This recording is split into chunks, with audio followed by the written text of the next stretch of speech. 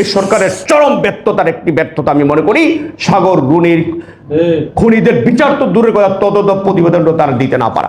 এখনো ফেসিবাদের দালালরা, ফেসিস্টরা মিডিয়াগুলো নিয়ন্ত্রণ করছেন, ওরা গাপটি মেরে আছে, চুপ করে আছে, সময় মতো ঠিকই চুবল মারবে। আজকে বগল সম্পাদকদের উৎপাতে আসল সম্পাদকরা আজকে কোণঠাসা। 200 পত্রিকা বের করে বগলে করে সচিবালয়ে ঢুকেন।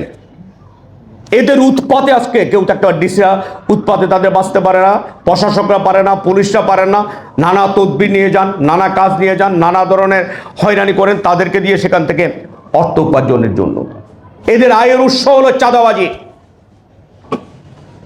এবং এদেরকে মদত দিচ্ছে ডিএফপি। এই ডিএফপি এইসব পত্রিকাগুলোকে 200 কপির 50 কপির পত্রিকাগুলো বের করতে দিয়ে সম্পাদকদের কিছু টাকা নিয়ে উপরে নিয়ে আজকে সংবাদপত্রের গণমাধ্যমের মর্যাদাকে ম্লান করে দিচ্ছে। এখন যদি চাঁদাবাদের সবচেয়ে বড় সেক্টর বলেন, এই গণমাধ্যমটা করছে। সাগর রুনির কথা আপনারা জানেন, নির্মমভাবে তাকে হত্যা করা হয়েছে।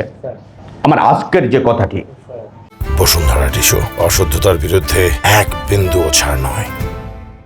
1 বছর হয়ে গেলে সরকার এসেছে, সাগর রুনি হত্যার বিচার তো দূরের কথা, এখনো পর্যন্ত তদন্ত প্রতিবেদনটি জমা দেওয়া হয়নি। তাহলে কি আমরা ধরে নিব সাগর রুনি খুন হয়নি? সাগর রুনি যদি খুন হয়ে থাকে, সাগরের খুনিও আছে। গোয়েন্দা সংস্থার কাজ কি? তদন্তের জন্য যাদেরকে দেওয়া হয়েছে তাদের কাজ কি? তাদের তো কাজ তদন্ত করে সত্যটা বের করে আনা। তাহলে তারা পারছেন না কেন? তাহলে আমি কি মনে নিব করে নেব এই তদন্ত কর্মকর্তারা, তদন্তের যারা আছেন বা বাংলাদেশের গোয়েন্দা সংস্থা যারা আছেন তারা একটা অথর্ব ব্যর্থ, ওদের কোনো যোগ্যতাই নেই? এটাই তো প্রমাণ করে। নাহলে 121 বার কেন সাগর রুনি হত্যার তদন্ত প্রতিবেদন পিছাতে হবে?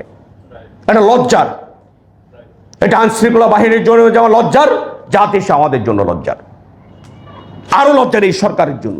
এই সরকারের চরম ব্যর্থতার একটি ব্যর্থতা আমি মনে করি সাগর রুনির খুনিদের বিচার তো দূরের কথা, তদন্ত প্রতিবেদন তারা দিতে না পারা।